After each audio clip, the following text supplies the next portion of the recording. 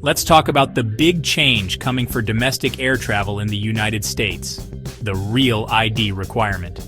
Starting May 7, 2025, you'll need a Real ID compliant identification to board domestic flights.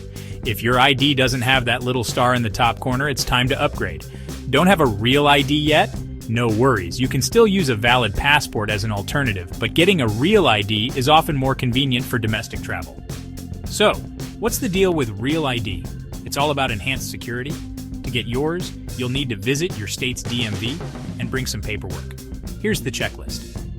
Proof of identity, like your birth certificate or passport. Proof of citizenship or residency, depending on your status. Your social security number or a document with it. Proof of address, like a utility bill or lease agreement. Each state might have slightly different requirements, so it's best to check your state DMV's website. Don't procrastinate, though. The closer we get to May 2025, the busier those DMV offices are going to get. Already got your Real ID? Double check that it hasn't expired. It needs to be valid on your travel day. And remember, a Real ID isn't just for flights. You might also need it to access federal facilities or military bases. So if you've been putting this off, now's the time to get it done and avoid any last-minute airport headaches. Did you know you can now renew your passport online? That's right! No more waiting in long lines at the post office or worrying about mailing in your application. But before you jump in, make sure you meet the requirements. You must be over 25 years old. Your passport must have been valid for 10 years and have no changes to your name, gender, or birth information. You need to be currently living in the United States. No overseas renewals here. If you check all those boxes, you're good to go. The process starts by creating an account on MyTravelGov. Once you're in, click the Renew Your Passport button to get started. A heads up, you'll need a new passport photo, and no, selfies don't count. Follow the guidelines for a compliant photo, and you're set. Here's the catch. Once you submit your application, your current passport becomes invalid. So if you've got a trip planned in the next few weeks, wait until you're back before renewing. After submission, you can track your application status via email, and most approvals happen within a week. Quick, easy, and stress-free. It's the future of passport renewals. Starting in 2025, travelers will need to pay extra attention to their carry-on bags as new size standards come into effect. The standardized carry-on size will now be 56 by 40 by 23 centimeters, a change aimed at simplifying air travel by creating uniform rules across airlines. While this sounds like good news for consistency, here's the catch. Many of today's popular carry-on bags, including those advertised as airline compliant, no longer fit these dimensions. If your bag is even slightly too large, it could mean extra fees for gate checking or the hassle of last-minute repacking. To enforce these new rules, airports are introducing stricter baggage size check systems. These include size check frames at gates and smart scales at check-in counters to measure not only the size but also the weight of your luggage. Some airports are already testing floor-integrated scales that automatically weigh your bag while you're at the kiosk.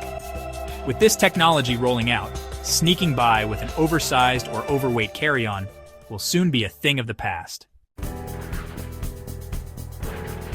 The beloved or dreaded 311 rule is sticking around in 2025, but with a few tweaks. Each traveler is still allowed only one quart-sized liquids bag, and this rule will now be enforced more consistently. If your liquids don't fit into that one bag, you'll need to move them to your checked luggage or distribute them among your traveling companions. There are exceptions, though, and these remain traveler-friendly. Medications, whether prescription or over-the-counter, are exempt from the 3.4-ounce limit. This includes medical gels and creams like hydrocortisone or antibiotic ointments, as well as liquid nutrition and saline solutions. Infant nourishment, such as baby formula, breast milk, and juice, is also allowed in larger quantities, and accompanying ice packs are permitted to keep them fresh. A significant upgrade to airport security in 2025 is the rollout of advanced scanning technology, designed to make the screening process faster and more convenient. These new scanners can detect liquids and electronics inside bags without requiring passengers to remove them. That's right, no more fumbling to pull out your laptop or carefully packed liquids at security. However, The rollout isn't universal. The availability of this technology varies by airport, meaning you could still encounter old scanners requiring you to follow the traditional process. Travelers should be prepared for inconsistencies, especially if connecting through multiple airports on the same trip. Changes to regulations for electronic devices are also on the horizon. For starters, power banks and portable chargers must comply with stricter watt-hour limits. Power banks under 100 watt-hours are generally allowed, but those between 100 and 160 watt-hours require airline approval. Devices over 160 watt-hours are entirely prohibited, so check your device specifications before packing. Another critical change: devices must be powered on during security checks. If your laptop, tablet, or phone is dead, it won't be allowed through. This rule aims to ensure that all electronics are functional and not being used to conceal prohibited items. To avoid delays, always pack a charging cable in your personal item so you can power up devices as needed. Additionally, airlines are introducing limits on the number of lithium battery-powered devices you can carry. While the cap typically ranges between 15 to 20 devices per passenger, keep in mind that even smaller gadgets like wireless earbuds and spare batteries count toward this limit. Smart packing will be key to avoiding issues. The rise of smart luggage has introduced a new layer of complexity to travel regulations. Bags with built-in batteries must now comply with stricter rules. Specifically, the battery must be removable, and some airlines require it to be carried separately in your personal item rather than being left in the bag. Non-removable batteries? That bag won't be flying with you.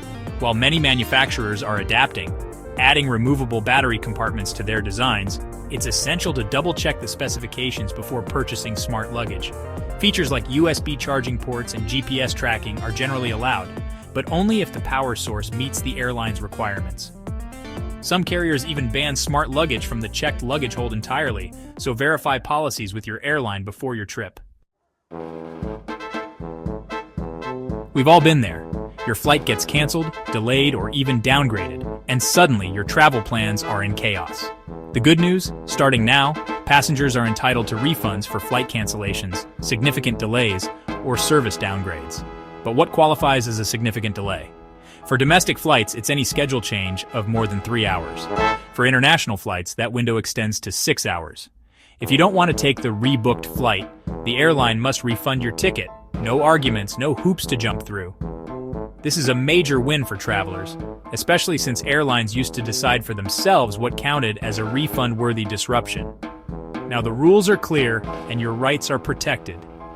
So if you find yourself stuck in an airport with a long delay, you'll have one less thing to stress about. Let's talk about those checked bag fees. If your luggage doesn't arrive on time, airlines now owe you a refund. For domestic flights, the cutoff is 12 hours. For international flights, it ranges from 15 to 30 hours, depending on the length of your trip. Picture this. You land in Paris, but your suitcase is still in Atlanta. Under the new rules, the airline must refund your checked bag fee if it doesn't get your luggage to you within the specified time frame. This applies even if the airline eventually delivers your bag. The bottom line, airlines need to deliver what you pay for. If they don't, you get your money back. It's a simple, fair system that ensures you're not stuck paying for services you didn't receive. You've probably been on a flight where the in-flight Wi-Fi doesn't connect, the seatback screen is broken, or some other service you paid extra for just doesn't work. Frustrating, right? Well, under the new rules, airlines are now required to refund passengers for paid ancillary services that aren't delivered. This includes things like Wi-Fi premium seat upgrades or even meals you paid for in advance but never received. The goal is simple. If the airline promises a service and you don't get it, you shouldn't have to pay for it. Keep your receipts and request a refund. You're entitled to it. If you've ever traveled with kids, you know how stressful it can be to ensure your family sits together on a flight. The new family seating protections make this a lot easier. Airlines are now required to guarantee free seating for families traveling with children aged 13 or younger. This means no more scrambling at check-in or paying extra just to sit next to your child. It's not just about convenience, it's about safety and peace of mind. After all, no one wants to be separated from their kids at 30,000 feet. One important note. This rule doesn't automatically assign families the best seats in the house. you're still subject to the airline's seat map, but you won't have to shell out extra cash just to sit together. Say goodbye to those pesky junk fees that airlines love to tack on. The new regulations require airlines to be fully transparent about costs, so you'll know exactly what you're paying for up front. This includes fees for seat selection, checked and carry-on baggage, priority boarding, and any other optional services. In the past, these fees were often buried in the fine print or sprung on you during checkout. Now, airlines must clearly display all optional costs, so there are no surprises when it's time to pay. This transparency helps you make informed choices and avoid unnecessary expenses. Starting January 8, 2025, US and European travelers heading to the United Kingdom will need to register for the new Electronic Travel Authorization, or ETA. Think of it as a security check before you even arrive. For about $13 or £10, you can apply online or through the ETA app, making the process relatively painless. Once approved, the ETA is valid for 2 years and covers multiple entries, so you won't need to reapply for every trip. But don't confuse it with a visa. It doesn't replace any existing visa requirements. This system mirrors the US's ESTA program, allowing UK authorities to screen visitors ahead of time, speeding up border entry and boosting security. Whether you're jetting off to London or planning a countryside getaway, getting your ETA sorted before takeoff is now non-negotiable. Planning a trip to Europe? Starting May 2025, the European Travel Information and Authorization System, or ETIAS, will come into play for travelers from visa-exempt countries like the US. Here's the deal. ETIAS is required to visit 30 European countries, and it's valid for 3 years, or until your passport expires, whichever comes first. Once approved, you can enjoy multiple short-term stays, typically up to 90 days in a 180-day period. But there's one catch. If your passport expires during that time, you'll need to reapply for ETIAS with your new passport. The application is straightforward and entirely online, costing around $7 to $10 USD. With just a few clicks, you'll unlock seamless entry to Europe's Schengen area. Think Paris, Rome, and beyond. The Entry-Exit System, or EES, is the next layer of security coming to Europe. It works hand-in-hand with ETIAS by registering travelers' biometric data, such as fingerprints and facial scans, at passport control. Here's the good news. You don't need to do anything to prepare for EES. It's entirely automated and designed to streamline your entry process. For frequent travelers, it's one less thing to worry about, but expect passport control to look a little more high-tech next time you travel to Europe. If you're traveling internationally, don't assume your medication is allowed everywhere. Many medications legal in the US, like Adderall or cold medicines containing pseudoephedrine, are outright banned in some countries. This can lead to major headaches, or even legal trouble, if you're caught off guard. The best way to avoid issues is to research the medication laws of your destination well in advance.